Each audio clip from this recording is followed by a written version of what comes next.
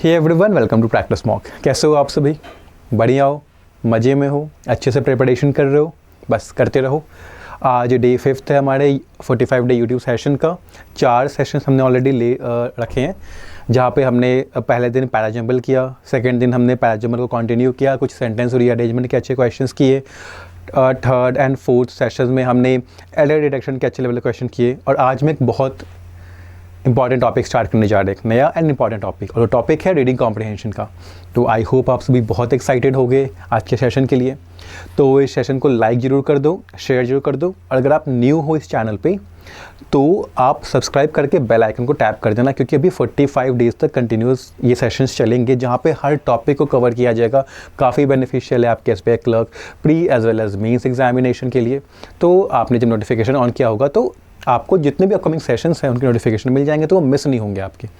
ठीक है, चलिए स्टार्ट करते हैं आज का सेशन।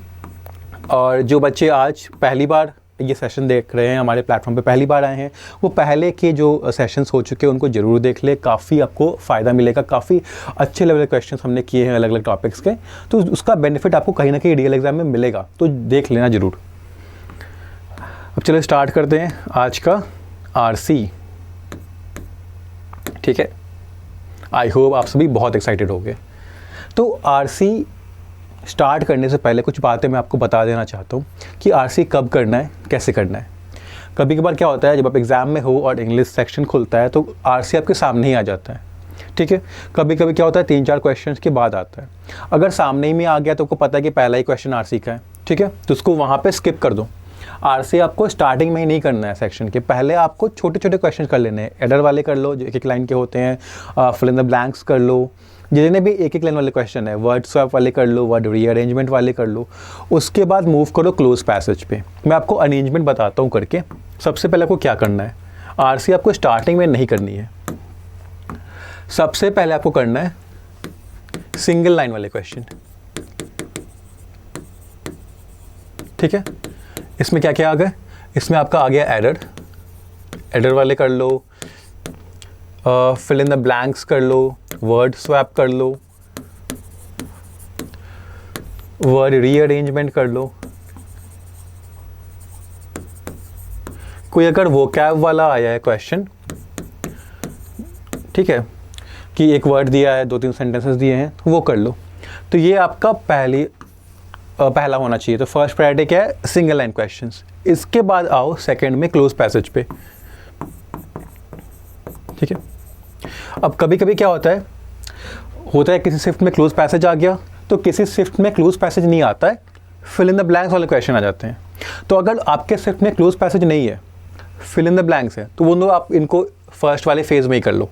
ठीक है, क्लोज पैसेज है, फिल इन द ब्लैंक्स नहीं है, तो एरर कर लिया, वर्ड स्वैप जो भी है वो सब कर लिया एक लाइन वाले, फिर आओ क्लोज पैसेज पे, क्लोज पैसेज पढ़ो, उसको सॉल्व कर लो।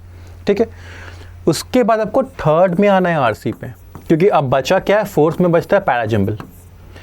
आरसी पहले कर लो, पैराजंबल बाद में करना, क्योंकि कंपैरेटिवली आरसी इजी होता है करना। ठीक है, पैराजंबल में बहुत बार आप फंस सकते हो या आपको टाइम लग सकता है। तो अगर आपने यहाँ पे टाइम वेस्ट कर दिया, फिर आप आरसी ढंग से नहीं पढ़ पाओगे। हो सकता है कि आरसी के क्वेश्चन आपसे हो जाते। तो हमेशा एम करो कि आरसी पहले कर लो, फिर पैराजंबल पे आओ।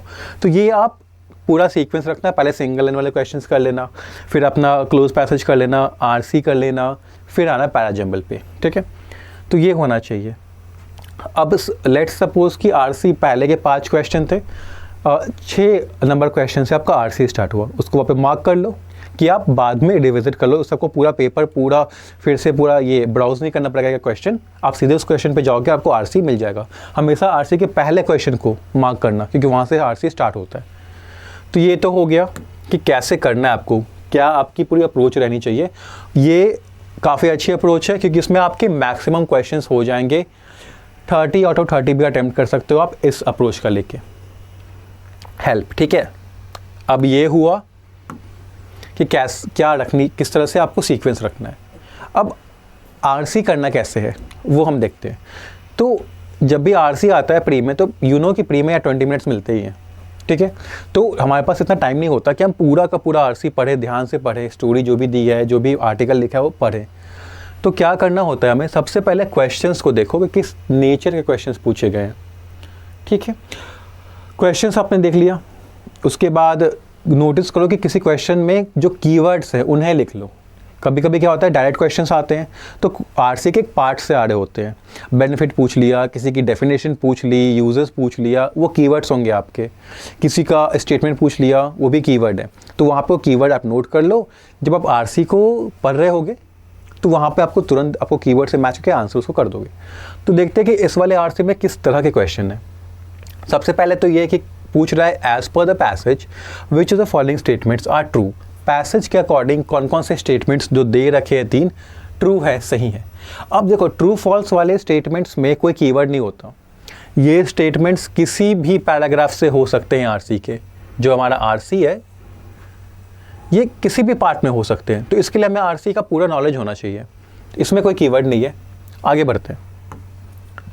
दूसरा है कैन नॉट बी इन्फर्ड। अब ये इन्फ्रेंस वाला इनडायरेक्ट क्वेश्चन है, इसके लिए भी आरसी का पूरा नॉलेज होना चाहिए। कोई कीवर्ड आपकी इसमें आप कीवर्ड को एक्सपेक्ट नहीं कर सकते हो इसमें। तो can not be inferred, inference वाला can be inferred, can not be inferred, वही सेम ही रहता है। एक में आपको ये मार्क करना पड़ता है कि कौन सा इन्फर हो सकता है, एक में आपको कौन सा इन्फर हो सकता है वो छोड़ के जो नहीं हो रहा है उसको मार्क करना होता है। बट दोनों में आपको अप्रोच सेम ही लगती है, तो ये भी कीवर्ड वाला नहीं है। आगे देखते हैं। बेनिफिट्स क्या है फिजिकल एक्टिविटी के, ये कीवर्ड हो सकता है। किसी न किसी पैराग्राफ में बेनिफिट्स की बात की गई होगी। अब 2 सिनेरियो हो सकते हैं। हो सकता है कि एक ही पैराग्राफ में कर दिया हो सारे बेनिफिट्स। सेकंड, अलग अलग पैराग्राफ में एक एक करके बेनिफिट बताया हो। पर बेनिफिट्स की बात हो रही है तो आप कीवर्ड नोट कर लो। जब आप पढ़ रहे होगे पैराग्राफ तो आपको पता चल जाएगा कि हाँ कौन कौन से बेनिफिट है, तो टैली कर सकते हो, मैच कर सकते हो कि हाँ ये वाला है, ये वाला नहीं था। अब क्या है, ये कह रहा है with which of the following is the author most likely to agree. अब यहाँ पे ऑथर ये पूछ रहा है कि ऑथर का ओपिनियन क्या है, किस स्टेटमेंट से ऑथर अग्री करेंगे, किस स्टेटमेंट की बात वो मानेंगे। अब इसके लिए हमें ऑथर का पॉइंट ऑफ व्यू जानना होगा, उसके लिए हमें आरसी पढ़ना होगा। ये भी कीवर्ड वाला क्वेश्चन नहीं है। विच of the following not a recommendation of the WHO। अब WHO की इनमें से कौन सी रिकमेंडेशन नहीं है, सेम वही वाला जो बेनिफिट्स वाला था। रिकमेंडेशन एक पैराग्राफ में भी हो सकता है, रिकमेंडेशन अलग अलग पैराग्राफ में भी हो सकते हैं, बट कीवर्ड है तो आप नोट कर लो कि हाँ रिकमेंडेशन पूछा गया है। तो जैसे ही हम पढ़ते रहेंगे रिकमेंडेशंस पे ध्यान रखेंगे, जिस तरह से हम बेनिफिट्स पे ध्यान रखेंगे फिजिकल एक्टिविटी के, हम रिकमेंडेशंस पे भी उसको ध्यान से पढ़ लेंगे। तो ये दूसरा कीवर्ड वाला क्वेश्चन हो गया। अब आया ऐसा क्वेश्चन, ऑपोजिट पूछ रहा है प्रमोट का पैसेज में। इन क्वेश्चंस को पहले करना, क्योंकि इन क्वेश्चंस को करने के लिए आपको बस एक लाइन पढ़ना होता है और ये वर्ड हाईलाइट होते हैं। तो हमें क्या करना है, हम सीधे जाएंगे नीचे, देखेंगे प्रमोट कहाँ यूज़ हुआ है, कहाँ हुआ है, कहाँ हुआ है, देखते हैं। स्पेसिफिक हमें दिखा यहाँ, ठीक है। प्रोफाउंड हुआ, प्रमोट कहाँ पे है, प्रमोट कहाँ पे है देखते हैं हम। मे बी यहाँ पे कोई मिसप्रिंट है, ये रहा, सॉरी मिसप्रिंट नहीं थी, प्रोमोट यहाँ पे साइड में था, रिफ्लेक्शन की वजह से दिख नहीं रहा था ठीक से, बट प्रोमोट हमें यहाँ पे मिल गया। ओके, पहले ही पैराग्राफ में था। अब प्रोमोट के अलग अलग मीनिंग हो सकते हैं, किसी भी वर्ड के अलग अलग मीनिंग होते हैं। हमें आरसी के अकॉर्डिंग कौन सी मीनिंग आ रही है वो यहाँ पे देनी होती है, ठीक है। तो लेट्स सपोज कि हाँ हो सकता है, यहाँ पे देखते हैं क्या है। तो हम सेंटेंस पढ़ेंगे, urgent policy action is needed particularly to promote and retain girls participation in physical activity. क्या कह रहा है, urgent policy action is needed. Urgent काफ़ी जल्दी हमें एक पॉलिसी एक्शन की ज़रूरत है, किस लिए कि हमें जो गर्ल्स का पार्टिसिपेशन है फिजिकल एक्टिविटी में उसको प्रमोट कर सके, रिटेन कर सके। प्रमोट मतलब बढ़ा सके, मतलब यहाँ पे गर्ल्स की जो पार्टिसिपेशन है फिजिकल एक्टिविटी में उसको बढ़ाने की बात हो रही है कि ज़्यादा से ज़्यादा गर्ल्स फिजिकल एक्टिविटी में पार्टिसिपेट करें। साथ ही साथ रिटेन करने की भी बात हो रही है, मतलब कि पार्टिसिपेट तो करवाना है ज़्यादा से ज़्यादा गर्ल्स को, वो ऐसा हमें उनको मोटिवेशन देना है, एक पॉलिसी एक्शन बनानी है कि वो कंटिन्यू करे अपना पार्टिसिपेशन उसमें। तो यहाँ पे प्रमोट का मतलब क्या है, सपोर्ट करना, हेल्प करना, बढ़ाना, आगे बढ़ाने किसी चीज़ को, मतलब कि ग्रोथ में उसके डेवलपमेंट में हेल्प करना। यहाँ पे उसका ऑपोजिट पूछा है। अब बताओ ऑपोजिट क्या हो सकता है प्रमोट का। इन्फॉर्म का मतलब होता है टेल, किसी को कोई इन्फॉर्मेशन देना। इवैल्यूएट का मतलब होता है जज, किसी की परफॉर्मेंस जज करना, असेस करना, ठीक है, डिटरमाइन करना लेवल क्या है, क्वालिटी क्या है। इनहिबिट का मतलब होता है प्रिवेंट या फिर स्टॉप, मतलब किसी चीज़ को रोकना, स्टॉप करना। रिफॉर्म का मतलब होता है चेंज करना। तो हम देख रहे हैं प्रोमोट का मतलब क्या हो रहा है, टू हेल्प ग्रो, ठीक है, सपोर्ट करना। तो ऑपोजिट क्या है, किसी को आप बढ़ने में हेल्प कर रहे हो, सपोर्ट कर रहे हो, यहाँ पे आप उस चीज़ को रोक रहे हो, प्रिवेंट कर रहे हो, स्टॉप कर रहे हो, तो ये ऑपोजिट है। तो इनहिबिट हमारा करेक्ट आंसर हो गया। तो इस तरह से आपको ये जो वोकैब वाले क्वेश्चन है वो पहले कर लेने हैं, क्योंकि इसके लिए एक लाइन की ही जरूरत पड़ती है बस पढ़ने की, और उससे आप मीनिंग कर सकते हो कि क्या मीनिंग आ रही है। तो इसका था इन्फॉर्म नहीं था, इवेलुएट नहीं था, रिफॉर्म नहीं था, इनहिबिट था, ठीक है। अब यहाँ पे इनहिबिट का मीनिंग आपको होनी चाहिए पता।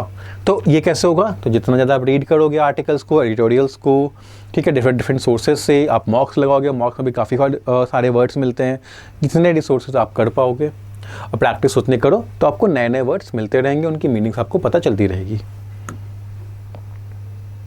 ठीक है। अब पूछ रहा है कि स्पेसिफिक का क्लोजेस्ट मीनिंग क्या है, मतलब क्लोजेस्ट मतलब सिनोनिम पूछ रहा है, उसमें एंटोनिम पूछ रहा था, इसमें सिनोनिम पूछ रहा है। तो देखिए स्पेसिफिक कहाँ है, तो हमें पता था स्पेसिफिक हमें मिल गया था नीचे पहले ही, वो यहाँ था। क्या कह रहा है, there are no specific guidelines yet but we should be concern about the time spent sedentary. Guidelines specific नहीं है, स्पेसिफिक मतलब कि सर्टेन नहीं है, डेफिनेट नहीं है, फिक्स गाइडलाइंस नहीं है कि ऐसे ही चीज़ें करनी है, बट हाँ कंसर्न हमें होना चाहिए कि जितना टाइम हम सेडेंटरी स्पेंड करते हैं, मतलब बैठ के बिना किसी एक्टिविटी के बस बैठ के हम टाइम स्पेंड करते हैं, उस चीज़ के बारे में हमें चिंता करनी चाहिए। कोई डेफिनेट या फिक्स गाइडलाइंस अभी नहीं बनाई गई है कि हमें कैसे करना है। तो स्पेसिफिक का मतलब क्या होगा यहाँ पे, तो ऑब्वियसली फिक्स होगा क्योंकि डेफिनेट की बात हो रही है, ठीक है। रिवर्स क्या होता है, रिवर्स होता है ऑपोजिट, उल्टा। रिजर्व क्या होता है, सेव्ड कह सकते हो, स्टोर कह सकते हो, किसी चीज़ को बचा के रखा गया है फ्यूचर के लिए, तो रिजर्व। इफ़ेक्टिव होता है, बहुत इफ़ेक्टिव होता है यूज़फुल, या फिर ऐसी चीज़ जो बहुत अच्छे से काम कर रही हो, तो यूज़फुल कह सकते हो, एप्लीकेबल कह सकते हो। फिक्स होता है आपका सर्टेन, होता है आपका डेफिनेट, होता है आपका स्पेसिफिक। तो आंसर क्या था हमारा, ए फिक्स्ड। तो हमने क्या किया, पहले वो क्या वाले क्वेश्चंस कर लिए, तो 2-3 क्वेश्चन हमारे ऐसे ही हो गए, ठीक है। अब आते हैं नेक्स्ट पे। एक और क्वेश्चन है, प्रोफाउंड का मतलब पूछ रहा है पैसेज में, ठीक। देखते हैं प्रोफाउंड कहाँ पे है। प्रोफाउंड हमें मिला था यहाँ पे, क्या कह रहा है, these changes can have profound effects on human health. ये जो चेंजेस की बात की गई है यहाँ पे इस पैराग्राफ में, ठीक है, थोड़ा बहुत स्किम करोगे तो दिख रहा है कि कहाँ पे वर्क ट्रैवल आइसोलेट कर रहा है, पीपल अब कम सोते हैं, वॉक फ्रीक्वेंटली नहीं करते हैं, मतलब ज़्यादा वॉक नहीं करते, बैठे रहते हैं एक जगह, सेडेंटरी लाइफस्टाइल में इंगेज हो गए। तो ये जो चेंजेस हो रहे हैं इनके प्रोफाउंड इफेक्ट्स है ह्यूमन हेल्थ पे। तुम्हें पता है कि चेंजेस किस नेचर के हो रहे हैं, सिग्निफिकेंट नेचर के हो रहे हैं, तो उसका इफेक्ट कैसा होगा, सिग्निफिकेंट होगा, एक्सट्रीम होगा, इंटेंस होगा। तो प्रोफाउंड का मतलब यहाँ पे क्या है, सिग्निफिकेंट, इंटेंस, एक्सट्रीम, ठीक है। तो कभी कभी ऐसा भी हो सकता है कि आपको एग्जैक्ट मीनिंग ना पता हो बट कॉन्टेक्स्ट से आप मीनिंग निकाल लो, ठीक। तो प्रोफाउंड का मतलब क्या होता है, इंटेंस, सिवियर, एक्सट्रीम। उसकी क्लोजेस्ट यानी सिनोनिम ढूंढना है हमें, अगेन सेम मीनिंग वाला। देखते हैं, इलिसिट इज इलीगल, जिसको लॉ अलाउ नहीं करती है, ठीक है। Intense is extreme, severe. Precarious is dangerous, या फिर अनसर्टेन, ऐसी कोई चीज़ जो खतरों से भरी है, डेंजरस है, या फिर अनसर्टेन है, नहीं पता हमें क्या हो जाएगा वहाँ पे। एक्सटेंसिव का मतलब होता है कि वाइड स्प्रेड। तो क्लोजेस्ट किसके है मीनिंग, तो इंटेंस के है। प्रोफाउंड इफेक्ट हो रहा है, कैसा इफेक्ट हो रहा है, काफ़ी इंटेंस हो रहा है, काफ़ी एक्सट्रीम, काफ़ी सिवियर, काफ़ी सिग्निफिकेंट हो रहा है। तो इंटेंस क्लोजेस्ट है, तो हमने टिक कर दिया, ठीक है, क्योंकि यहाँ पे इंटेंसिटी की बात हो रही थी। इफेक्ट की इंटेंसिटी किस लेवल तक वो इफेक्ट कर रहा है, अपना जो भी इम्पैक्ट है वो डाल रहे हैं। तो 3 क्वेश्चंस तो हमने ऐसे ही कर लिए, ठीक है, एक एक लाइन पढ़ के। तो यही आपको अप्रोच रखनी है कि पहले वोकैब वाले क्वेश्चंस कर लो। अब हमें आइडिया हो गया कि किस किस तरह के क्वेश्चंस हैं। हमें पता है कि एक में बेनिफिट्स पूछा गया फिजिकल एक्टिविटी का, एक में WHO की रिकमेंडेशन पूछी गई है, एक ट्रू फॉल्स वाले क्वेश्चन है, इन्फ्रेंस वाले क्वेश्चन है, और ऑथर का ओपिनियन वाला क्वेश्चन है। यानी मोस्ट ऑफ द क्वेश्चंस के लिए हमें पढ़नी पड़ेगी आरसी। तो चलिए पढ़ते हैं। पढ़ना कैसे है, तो पूरा डिटेल में नहीं पढ़ना है, स्किम करना है, जहाँ पे डेटा कुछ दिया होगा वहाँ पे हम एक बार देख लेंगे। ओके, क्वेश्चंस पे आ जाते हैं।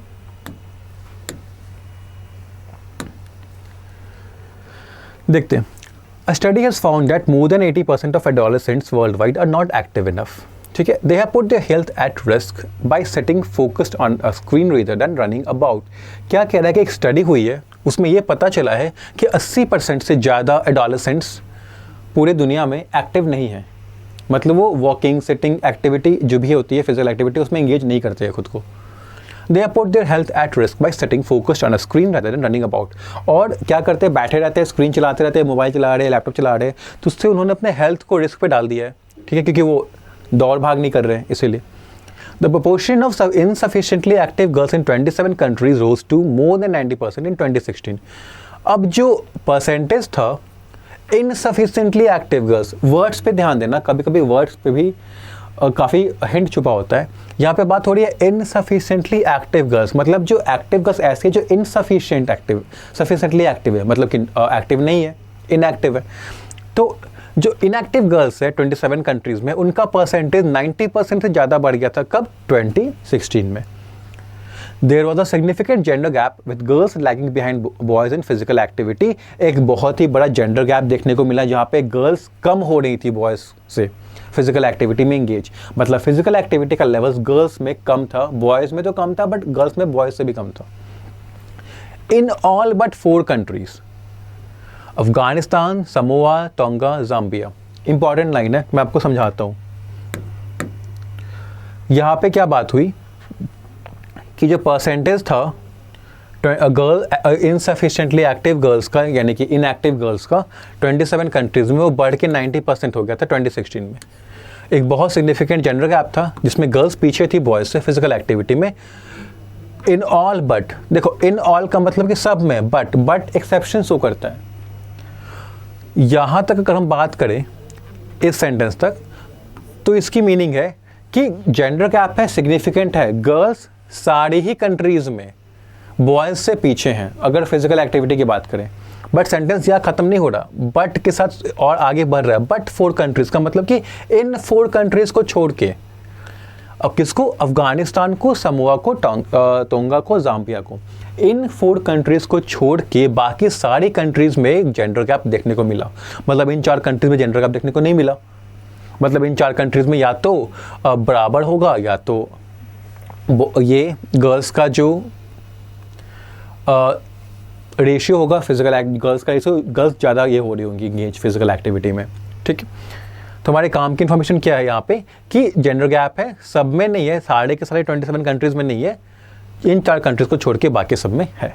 ओके, अब आगे बढ़ते हैं, देखते हैं आगे क्या है। WHO says the situation is serious. WHO कह रहा है कि सिचुएशन सीरियस है, and that urgent action must be taken to get adolescent moving. और अर्जेंट एक्शन की ज़रूरत है, हमें ऐसा कुछ पॉलिसी लेके आनी होगी कि हमें हम जो एडोलेसेंट्स हैं उनको फिजिकल एक्टिविटी में एंगेज कर सके। गेट मूविंग का मतलब वही है कि उनको मूव करा सके, मतलब फिजिकल एक्टिविटी में वो एंगेज हों। Urgent policy with inactivity jeopardising their current and future health, क्योंकि इनएक्टिविटी जो है, जो वो फिजिकल एक्टिविटी में नहीं इन्वॉल्व हो रहे हैं, उससे वो जेओपार्डाइज कर रहे हैं, मतलब रिस्क पे डाल रहे हैं अपने करंट, अभी के और फ्यूचर आने वाले हेल्थ को। Urgent policy action is needed particularly to promote and retain girls participation in physical activity. Policy action की जरूरत है क्योंकि हमने ऊपर ही पढ़ लिया कैसे गर्ल्स लैग कर रही है, जेंडर गैप है, तो उस गैप को कम करना है हमें, तो पॉलिसी एक्शन की ज़रूरत है क्योंकि हम प्रमोट कर सके और कंटिन्यू करा सके गर्ल्स का पार्टिसिपेशन फिजिकल एक्टिविटी में। Okay, A study carried out through school surveys in 146 countries found that there has been so little improvement in physical activity among those aged 11 to 17 since 2001 that the WHO's global target for getting adolescents moving is unlikely to be met. काफ़ी बड़ा sentence है, तो देखते क्या कह रहा है, तोड़ के पढ़ेंगे। एक स्टडी हुआ, कहाँ हुआ? स्कूल सर्विस के थ्रू कराया गया स्टडी, कहाँ पे? 146 कंट्रीज़ में। क्या मिला ये कि बहुत कम इम्प्रूवमेंट हुआ है फिजिकल एक्टिविटी में। किन में? जो बच्चे 11 से 17 साल के हैं। कब से? 2001 से ही कम इम्प्रूवमेंट हो रहा है। अब इम्प्रूवमेंट कम हुआ है तो जो WHO का ग्लोबल टारगेट है वो कि एडोलेसेंट्स को इंगेज कराए is unlikely to be met. पूरा दिख नहीं रहा है कि पूरा होगा कभी, क्योंकि इतना कम इम्प्रूवमेंट हो रहा है। Member states agreed last year to reduce inactivity levels by 15% by 2030। Last year एक मीटिंग हुई थी और WHO के जो मेंबर स्टेट्स हैं उन्होंने ये डिसाइड किया था कि 15% कम कराएंगे, मतलब जो इनएक्टिविटी का लेवल है 15% कम कराएंगे हम 2030 तक। There has been a small decrease of a few percentage points among boys but not girls. थोड़ा सा इंप्रूवमेंट, थोड़ा सा जो फ्यू परसेंटेज पॉइंट्स की कमी वो बॉयज़ में देखने को मिली है। इनएक्टिविटी थोड़ा बॉयज़ में कम हुआ है, बॉयज़ में स्लाइट सा इंप्रूवमेंट है, बट गर्ल्स में नहीं देखने को मिला, बट नॉट गर्ल्स, मतलब गर्ल्स में इंप्रूवमेंट अभी नहीं हो रहा है। In the UK in 2016 more than 85% of the girls were not active enough. UK में अगर 2016 की बात करें तो यूके में ऐसी गर्ल्स जो एक्टिव नहीं है उनका परसेंटेज 85% से ज़्यादा है। And neither were almost 75% boys, और बॉयज़ जो एक्टिव नहीं है उनका परसेंटेज ऑलमोस्ट 75% है, मतलब 75% के आसपास है। Boys did better in the US, लेकिन सिचुएशन में बॉयज़ की सिचुएशन की बात करें तो यूएस में सिचुएशन बेटर है। क्यों बेटर है? विच 64% इनसफिशिएंटली एक्टिव, डाउन फ्रॉम 71% इन 2001। क्योंकि 2001 में 71% बॉयज़ इनएक्टिव थे, बट क्योंकि ये बात कब की हो रही है, 2016 से हो रही है, ठीक है, कंपैरिजन हो रहा है यूके और यूएस का। तो अगर यूके में हम 2016 की बात करें तो यूएस में भी हम 2016 की ही बात कर रहे होंगे। तो 2016 में यूएस में 64% ही बॉयज़ इनएक्टिव थे और 80% गर्ल्स इनएक्टिव थी, ठीक है। तो यहाँ पे हमें यूके और यूएस का डेटा मिला है। यूके में बॉयज़ का परसेंटेज क्या है 85%, सॉरी गर्ल्स का परसेंटेज क्या है 85%, इनएक्टिव गर्ल्स का, बॉयज़ का क्या है 75%। अगर सेम ईयर 2016 की बात करें यूएस में तो बॉयज़ का परसेंट क्या है 64% और गर्ल्स का 80% है। बांग्लादेश फेयर्ड बेस्ट मतलब कि बांग्लादेश ने अच्छे परफॉर्मेंस दिखाया है, सबसे अच्छा परफॉर्मेंस बांग्लादेश ने ही दिखाया है, with only 63% of boys and 69% of girls not moving enough. कि यहाँ पे अगर हम physically inactive girls and boys की बात करें तो सिर्फ बॉयज़ की 63% है, जो कि काफ़ी कम है। यहाँ पे आप देख सकते हो कि 85 बॉयज़ की बात करें तो 75% था, यहाँ पे 64% था, लेकिन यहाँ पे 63% है। अगर गर्ल्स की बात करें तो यहाँ पे 85% है, यहाँ पे 80% था, बट यहाँ पे 69% है। तो बांग्लादेश ने काफ़ी अच्छे परफॉर्म किया है। The WHO is concern by the lack of progress, लेकिन उतना भी प्रोग्रेस नहीं देखने को मिल रहा है, जिससे WHO भी चिंतित है कि इतना प्रोग्रेस नहीं हो पा रहा जितना हमने सोचा था। Adolescents are recommended to do an hour's moderate to vigorous physical activity a day, including walking or cycling to school and playing games. Adolescents को ये रिकमेंड किया है उन्होंने कि 1 घंटे का मॉडरेट से विगरस फिजिकल एक्टिविटी दिन में करना है हर दिन, जिनमें वॉकिंग या साइकिलिंग हो सकता है स्कूल में, और गेम्स खेलने हैं, गेम्स यानी कि sports. Physical activity is important in development of bone and muscular strength and heart and lung health, ठीक है। फिजिकल एक्टिविटी किसके लिए इंपॉर्टेंट है? बोन और मस्कुलर हेल्थ के लिए और हार्ट और लंग हेल्थ के लिए। It helps young people avoid obesity, heart disease, cancer and diabetes, और ये यंग पीपल को ओबेसिटी, हार्ट डिजीज और कैंसर और डायबिटीज़ से बचाता है। देयर इज ग्रोइंग एविडेंस, अभी और भी चीज़ें पता चली है कि it helps cognitive development as well as social and motor skills, की फिजिकल एक्टिविटी से कॉग्निटिव डेवलपमेंट यानी ब्रेन जो मेंटल कैपेसिटी है, कैपेबिलिटी है चीज़ों को करने की, वो भी बढ़ती है, और सोशल स्किल्स और मोटर स्किल्स भी बढ़ते हैं। यहाँ पे अगर हम देखें तो फिजिकल एक्टिविटी के बेनिफिट्स की बात हो रही है। क्वेश्चन द फिजिकल एक्टिविटी से बेनिफिट कम, तुरंत जाएंगे उस पर। What are the benefits of physical activity, देखते हैं। It can help in the cognitive development, cognitive development पे हेल्प करता है। यहाँ पे लिखा है, कहाँ लिखा था, हमने पढ़ा, हमने देखा कि हाँ कॉग्निटिव डेवलपमेंट पे हेल्प करता है, तो ये वाला 1 सही है। It facilitates the development of bone and muscles, bone और मसल्स के डेवलपमेंट में भी वो हेल्प करता है। यहाँ पे लिखा है it is important to development of bone and muscular strength, यानी बोन एंड मसल्स, तो 2 भी सही है। It can lead to a decrease in the risk of obesity and diabetes, decrease कर सकता है ओबेसिटी और डायबिटीज़ के रिस्क को। यहाँ पे लिखा था कैसे, ओबेसिटी यहाँ आ गया, डायबिटीज़ यहाँ आ गया। It helps young people avoid मतलब कि बचा रहा है, मतलब कि रिस्क कम कर रहा है। तो तीनों के तीनों बेनिफिट्स हैं, तो हमने तुरंत यहाँ पे आंसर मार्क किया, ऑल 1, 2 एंड 3, ठीक है। तो एक क्वेश्चन हमारा ऐसे हो गया। हमने पूरा पैराग्राफ भी नहीं पढ़ा था, पूरा पैसेज। अब जो रिमेनिंग पैराग्राफ है वो भी पढ़ लेते हैं। The WHO Global Action Plan on Physical Activity says that a culture change is required. Culture change की रिक्वायरमेंट है, ठीक है, यानी कल्चर में ही हमें चेंज कराना पड़ेगा. WHO कह रहा है there are disadvantages and unintended consequences to the use of digital media involving excessive amounts of time spent on phones, laptops and gaming devices. और क्या कह रहा है कि डिजिटल मीडिया का जो यूज़ है उसके बहुत सारे डिसएडवांटेजेस हैं और बहुत सारे अनइंटेंडेड कॉन्सिक्वेंसेस, यानी कि ये भी आप डिसएडवांटेज की तरह ही मानो, बहुत ही इल इफेक्ट्स हैं. यानी कि डिजिटल मीडिया का यूज़ जिसमें एक्सेसिव अमाउंट जो हम स्पेंड करते हैं फ़ोन चलाने में, लैपटॉप चलाने में, गेमिंग डिवाइस चलाने में, वो बहुत डिसएडवांटेजेस है हमारे लिए, काफ़ी हार्मफुल है. The WHO has already recommended restricting screen time for under 5. यहाँ पर WHO की एक रिकमेंडेशन की बात हो रही है कि उन्होंने क्या रिकमेंड किया है कि स्क्रीन टाइम कम करना है अंडर 5 के लिए. स्क्रीन टाइम क्या होता है, कितना टाइम वो बिता रहे हैं डिजिटल डिवाइस पे, लैपटॉप पे, फ़ोन पे, गेमिंग डिवाइस पे, तो वो कम करना है उन बच्चों के लिए जो कि 5 साल से अंदर के हैं. We will soon see the evidence start to show that in youth and in adults there is a need to put a limit on the digital media users. Author ये भी कह रहा है कि हमें बहुत जल्दी ये भी देखने को मिलेगा कि ये इम्पॉर्टेंट हो गया है कि हम अडल्ट्स में और यूथ में, यंग पीपल में भी एक लिमिट लगा दें कितना डिजिटल मीडिया यूज़ करना है. There are no specific guidelines yet. अभी इनके लिए स्पेसिफिक गाइडलाइंस नहीं है कि इतना यूज़ करना है, क्या लिमिट होनी चाहिए. But we should be concern about the time spend sedentary. लेकिन हमें जो हम टाइम स्पेंड कर रहे हैं, फिजिकली इनएक्टिव हो रहे हैं, उसके बारे में हमें सोचना चाहिए, थोड़ी चिंता करनी चाहिए. द कॉन्स्टेंट और widening gap in activity level between boys and girls is a major inequity that must be addressed. क्या कह रहा है कि जो कॉन्स्टेंट और वाइडनिंग गैप है, मतलब जो गैप है इन एक्टिविटी का, जो कि या तो बढ़ रहा है या तो वैसे ही रह रहा है, कम नहीं हो रहा है बॉयज़ और गर्ल्स के बीच, वो बहुत ही मेजर इनइक्विटी है, एक इम्बैलेंस है जो हमें एड्रेस करना है. ठीक है. Physical inactivity is the fourth leading risk factor for premature death world wide. अगर हम देखें प्रीमेच्योर डेथ की, यानी एज से पहले डेथ हो गई, तो physical inactivity fourth leading cause है प्रीमेच्योर डेथ का worldwide. The electronic revolution has fundamentally transform people's movement patterns by changing where and how they live, learn, work, play and travel. Electronic revolution जो हुआ है उससे काफ़ी significant वे से में transform कर दिया है पीपल के मूवमेंट पैटर्न्स को, कि किस तरह से वो रहते हैं, कहाँ सीखते हैं, कहाँ वर्क करते हैं, कैसे ट्रैवल करते हैं, कैसे खेलते हैं.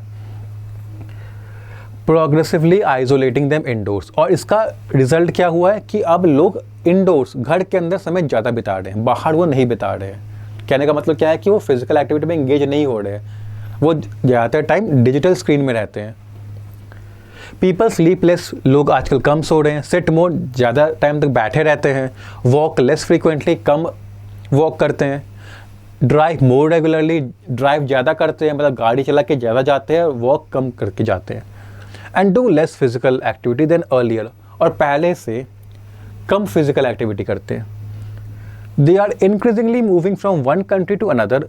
काफ़ी ज़्यादा अमाउंट में वो एक कंट्री से दूसरे कंट्री में जा रहे हैं. From rural to urban areas, rural से अर्बन एरियाज में मूव कर रहे हैं, विलेजेस से टाउन्स एंड सिटीज़ में मूव कर रहे हैं. फ्रॉम आउटडोर्स टू इंडोर्स, पहले वो आउटडोर्स यानी बाहर टाइम बिताते थे, अब वो घर के अंदर बंद रहते हैं. फ्रॉम स्टैंडिंग टू सिटिंग, पहले खड़े रहते थे यानी फिजिकल एक्टिविटी करते रहते थे, अब वो बैठे रहते हैं दिन भर. फ्रॉम वॉकिंग टू ड्राइविंग, पहले वॉक करके जाते थे, अब ड्राइव कर रहे हैं. And from active play to digital play, और पहले वो स्पोर्ट्स में, एक्टिव प्ले क्या होता है जब आप स्पोर्ट्स कर रहे हो, बैडमिंटन खेल रहे हो, क्रिकेट खेल रहे हो, फुटबॉल, बास्केटबॉल जो भी खेल रहे हो, अब वो डिजिटल प्ले खेल रहे हैं, अब वो मोबाइल गेम्स खेल रहे हैं, कंप्यूटर गेम्स खेल रहे हैं. These changes can have profound effect on human health. और ये चेंजेस हमें देखने को मिल रहा है इतना सारा, इसके काफ़ी इंटेंस इफेक्ट्स हो सकते हैं. ठीक है, तो ये था आपका पूरा पैराग्राफ, एक आइडिया आपको मिल गया होगा किसके बारे में है. अब देखते हैं, ये वाला क्वेश्चन हमने कर लिया. आ जाते हैं हम पहले क्वेश्चन में. पहला क्वेश्चन क्या था कि कौन कौन से स्टेटमेंट्स ट्रू है. पहला देखते हैं, physical inactivity is on the rise globally. Physical inactivity is on the rise globally, मतलब जो फिजिकल इनएक्टिव, मतलब जो लोग हैं जो फिजिकली इनएक्टिव हैं वो पूरे दुनिया में बढ़ रहा है. उन लोगों का नंबर बढ़ रहा है, मतलब कि राइज कर रहा है. ग्लोबली, ग्लोबली मतलब होल वर्ल्ड को बता रहा है ये. तो क्या कहीं भी ऑथर ने ये कहा है कि फिजिकल एक्टिविटी बढ़ रहा है पूरे दुनिया में? बढ़ने की बात कहाँ हुई है फिजिकल एक्टिविटी की? यहाँ पे हुई है ना कि the proportion of insufficiently active girls in 27 countries rose to more than 90% in 2016. 27 countries की बात हो रही है, 27 कंट्रीज़ में प्रोपोर्शन बढ़ गया था। ये पास्ट की बात हो रही है, 2016 की बात हो रही है। कैसे पता चला कि 2016 की बात हो रही है पास्ट की? तो यहाँ पे देखो रोज़ यूज़ हुआ है वर्ब के सेकेंड फॉर्म में, मतलब पास्ट सिचुएशन, मतलब 2016 अभी का टाइम नहीं है, पास्ट का टाइम है। ये पास्ट में हुआ था कि बढ़ा था। क्वेश्चन क्या है, ये यहाँ पे इज़ है, यानी ये प्रेजेंट की बात कर रहा है कि अभी बढ़ रहा है। कहाँ बढ़ रहा है? ग्लोबली, हर कंट्री में बढ़ रहा है। यहाँ पे बात हो रही है 27 कंट्रीज़ की ही बस। अगर हम बात करें तो और कहीं तो हुआ ही नहीं है, और कहीं तो इंक्रीज होने की बात ही नहीं की। फिर यहाँ पे वो गैप की बात करने लग गया। अगर हम यहाँ पे देखें तो गैप की बात करने लग गया, ठीक है। यहाँ पे गैप की बात कर रहा है। यहाँ पे कहीं भी ये बता नहीं रहा है कि बढ़ रहा है लगातार सारे कंट्रीज़ में, क्योंकि यहाँ पे बस यूके, यूएस और बांग्लादेश की बात हुई है। अगर नीचे जाएं तो फिर ऑथर ने एरिया चेंज किया और अब वो डेटा कंपेयर नहीं कर रहे, अब वो बता रहे कितना इंपॉर्टेंट है फिजिकल एक्टिविटी और किस तरह से हमारे लाइफस्टाइल में चेंजेस आ रहे हैं, ठीक है, और उसके कॉन्सिक्वेंसेस क्या है वो ये बता रहे हैं। मतलब पूरे पैराग्राफ, जितने पैराग्राफ्स है पूरे पैसेज में, तो बढ़ने की बात तो बस यहीं पे हुई थी, बट यहाँ पे सिर्फ 27 कंट्रीज़ में बढ़ने की बात हुई थी, और वो भी पास्ट टेंस में, जो कि क्वेश्चन प्रेजेंट टेंस में है। अब एक बात आती है कि सर हमें कैसे पता कि 27 कंट्रीज़, क्या पता 27 कंट्रीज़ ही हो? ये तो बाहर की इन्फॉर्मेशन लगाना होगा। हमें कैसे पता कितनी, क्या हम नंबर ऑफ कंट्रीज़ हम ये सर याद करके रखेंगे कि 27 कंट्रीज़ है? हमें कैसे पता चलेगा कि ग्लोबली हो रहा है या नहीं हो रहा है? ठीक है, तो एक तो ये आप इससे कर सकते हो कि प्रेजेंट पास्ट करके। एक और आपको मैं हिंट देता हूँ, यहाँ पे देखो, यहाँ पे 27 कंट्रीज़ की बात हुई है, ठीक है, यहाँ पे 27 कंट्रीज़ की बात हुई है, यहाँ पे 146 कंट्रीज़ की बात हुई है। तो अगर सिर्फ पैसेज का इन्फॉर्मेशन हम माने तो पैसेज कह रहा है कि 146 कंट्रीज़ हैं, 27 कंट्रीज़ में ही बढ़ा था, यानी कि सिर्फ 27, यानी कि ग्लोबली नहीं बढ़ा, ठीक है। अब यहाँ पे तो बात खत्म हो गई कि हमें कैसे पता चलेगा कितने नंबर ऑफ कंट्रीज़ हैं, क्योंकि आप कंपेयर कर सकते हो ना, जहाँ पे 146 कंट्रीज़ हैं और सिर्फ 27 कंट्रीज़ में बढ़ा है, मतलब ग्लोबली नहीं बढ़ा है, तो मतलब कि ये वाला गलत है। तो 1 गलत हो गया, तो 1 and 2 वाला गलत हो गया, 1 and 3 वाला गलत हो गया, और देखते हैं, और 1, 2 and 3 वाला गलत हो गया, यानी कि हमने 3 ऑप्शंस कर दिए। अब ओनली 2 है या ओनली 2 and 3 है? तो हम पहले 3 को देख लेते हैं कि 3 क्या कह रहा है। 3 कह रहा है boys are more physically inactive than girls in developed countries. 3 कह रहा है कि डेवलप्ड कंट्रीज़ की बात करें तो बॉयज़ ज़्यादा फिजिकली इनएक्टिव है गर्ल्स से। क्या पूरे पैसेज में डेवलप्ड कंट्रीज़ की बात हुई है? एक बार आप नज़र डालिए पूरे पैसेज को, देखिए यहाँ पे चलो बता दिया गया कि जेंडर गैप है, ठीक है, 27 कंट्रीज़ में सिर्फ बताया गया 27 कंट्रीज़ है। डेवलप्ड है, अंडर डेवलप्ड है, कैसे है नहीं बताया गया है, डेवलपिंग है नहीं बताया गया है। फिर अगर यहाँ बात करें तो फिर से 146 कंट्रीज़ की बात हुई, बट फिर ऑथर ने ये बात नहीं निकाली कि डेवलप्ड है या डेवलपिंग है।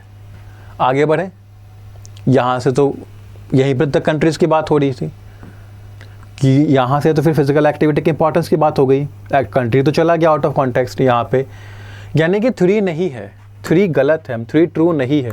3 ट्रू नहीं है तो ये सारे तो गलत थे ही, ये भी गलत हो गया, तो ओनली 2 हमारा सही हुआ। ओनली 2 क्या कह रहा है? 2 क्या कह रहा है कि लैक ऑफ फिजिकल एक्टिविटी में लीड टू पुअर हेल्थ, जो कि पता है हमें कि लैक ऑफ फिजिकल एक्टिविटी क्या करता है, यहाँ से हम देख सकते हैं आराम से। बहुत सारे डिसएडवांटेजेस है, अनइंटेंडेड कंसिक्वेंसेस हैं, ठीक है। यहाँ पे अगर आगे बढ़े तो अगर कहा जा रहा है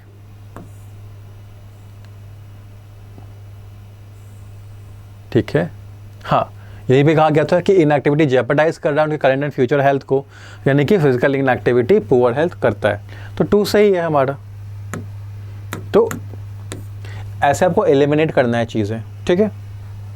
बात है नेक्स्ट क्वेश्चन पे। ये वाला का आंसर क्या था? ओनली 2 था, ये हमारा आंसर है इसका।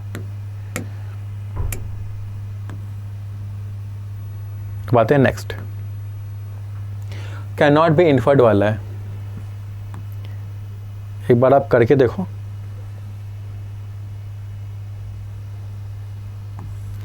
देखते हैं कैन नॉट बी इन्फर्ड क्या कह रहा है। Majority of adolescents world wide are not active enough, ठीक है। मेजॉरिटी ऑफ एडोलेसेंट्स जो है पूरी दुनिया की बात करें तो ज़्यादा एक्टिव नहीं है। तो ये चीज़ तो यहीं पे कह रखी है पहले ही लाइन में कि स्टडी हैज़ फाउंड दैट 80% की बात करें तो मेजॉरिटी आ ही गया, 80% of adolescent world wide are not active enough. तो ये तो इन्फर हो जाएगा, हमें कैन नॉट करना है, तो ए आंसर नहीं होगा क्योंकि ये इन्फर हो रहा है, ठीक है। बी में बात करें तो क्या कह रहा है कि इन द यूके में जो गर्ल्स का परसेंटेज है, कैसी गर्ल्स का, फिजिकली इनएक्टिव गर्ल्स का, वो यूएस से कंपैरिजन में ज़्यादा है, ठीक है। अब इसके लिए हमें डेटा कंपेयर करना पड़ेगा जो कि यहाँ पे दिया था, यूएस यूके का डेटा यहाँ पे दिया था। यूके में क्या है, सी की बात करें, यूके में क्या है कि ऐसे बॉयज़ जो फिजिकली इनएक्टिव है उनका परसेंटेज यूएस से कम है, ठीक है। इसके लिए भी डेटा देखना पड़ेगा। डी क्या कह रहा है, the lowest percentage of inactivity among boys and girls was recorded in Bangladesh. हमने पढ़ा था कि बांग्लादेश ने अच्छा परफॉर्मेंस दिया था, 63% और 69%, बॉयज़ का 63%, गर्ल्स का 69%। तो अगर इन सब पूरे परसेंटेजेस की बात करें तो बांग्लादेश में सबसे कम हुआ था, तो बांग्लादेश में ही सबसे कम है इनएक्टिविटी, माने कि ऐसे बॉयज़ जो फिजिकली इनएक्टिव हैं, ऐसे गर्ल्स जो फिजिकली इनएक्टिव हैं वो बांग्लादेश में ही कम है। तो ये भी इन्फर हो गया, तो ए और डी इन्फर हो गया। बी और सी के लिए हमें डेटा की ज़रूरत है क्योंकि हमें कंपेयर करना है सारे जितने बॉयज़ हैं उनका परसेंटेज, गर्ल्स का परसेंटेज, दोनों ही जगह। तो एक काम करते हैं, लिख लेते हैं, ठीक है। यूके यूएस, थोड़ा दूर लिखता हूँ कि बेटर समझ में आएगा। यूके में बॉयज़ गर्ल्स, यूएस में बॉयज़ गर्ल्स, ठीक है। यूके की बात करें, more than 85% of the girls were not active enough, मतलब कि यूके में 85% से ज़्यादा गर्ल्स इनएक्टिव हैं। तो यूके में गर्ल्स की परसेंटेज क्या है, 85% से। बॉयज़ की बात करें तो neither were almost 75% almost 75% almost boys inactive. अगर यूएस की बात करें, यूएस में 62% इनसफिशिएंटली एक्टिव बॉयज़ का परसेंटेज कितना है, 62%, और 80% गर्ल्स का परसेंटेज कितना है, 80%। तो मैं डेटा में लिख चुका हूँ। बी को देखिए, यूके में गर्ल्स का परसेंटेज कितना है, 85% ज़्यादा, is greater than that of US. US में गर्ल्स का परसेंटेज कितना, 80% ज़्यादा है, बिल्कुल ज़्यादा है। गर्ल्स में यूके में देखते हैं गर्ल्स 85% ज़्यादा है, जबकि यूएस में बस 80%। तो यूके में ऐसी गर्ल्स का परसेंटेज ज़्यादा है, तो बी भी। अब सी भी देख सकते हैं क्योंकि नन ऑफ द वर्ब भी आंसर है, नन ऑफ द वर्ब भी आंसर क्वेश्चन है कि सारे का आंसर हो रहा है, सब चेक करना पड़ेगा। अब यूके की बात करें, the percentage of boys, UK में बॉयज़ का परसेंटेज क्या है, almost 75%, almost 75%, is lesser than that of the US. US में बॉयज़ का परसेंटेज कितना है, 62। तो लेस किसमें है, यूके में लेस है या यूएस में लेस है?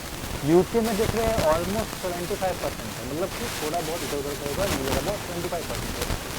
यूएस में 64%, तो कम तो यूएस में है ना, बट ये कह रहा है कि यूके में कम है। In the UK the percentage of boys who are physically inactive is lesser. तो उल्टी बात कर रहा है, ये इन्फर नहीं हो सकता तुम्हारा आंसर।